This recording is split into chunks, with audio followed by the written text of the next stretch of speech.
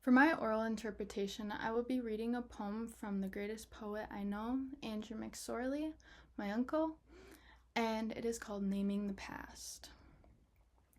My mother searched the house for a suicide note from my father, unmoored every drawer, spent stacks of paper pilled like mounds of dirt on the floor, spread across the kitchen table, mouths unhinged, spilling this hopeless hope like endless sand.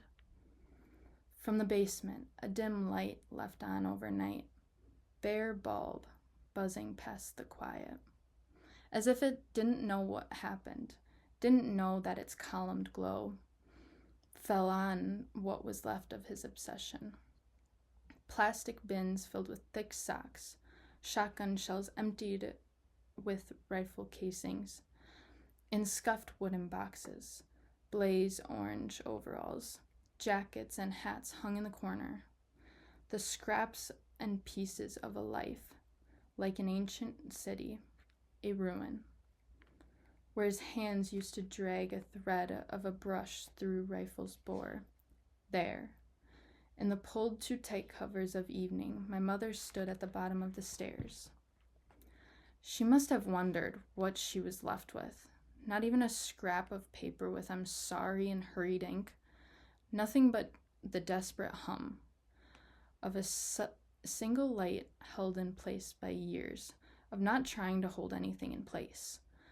She must have wondered why he chose silence, the most deafening tongue, wiping through the night, naming, repeating the past like thoughtless wind. In public speaking, you need to use effective language to help the audience understand why you are giving the speech.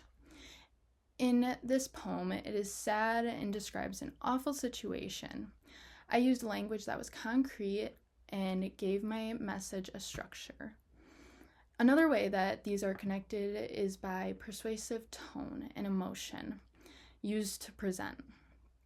In my future performance, I will be able to show my audience new tools and ways that I have grown.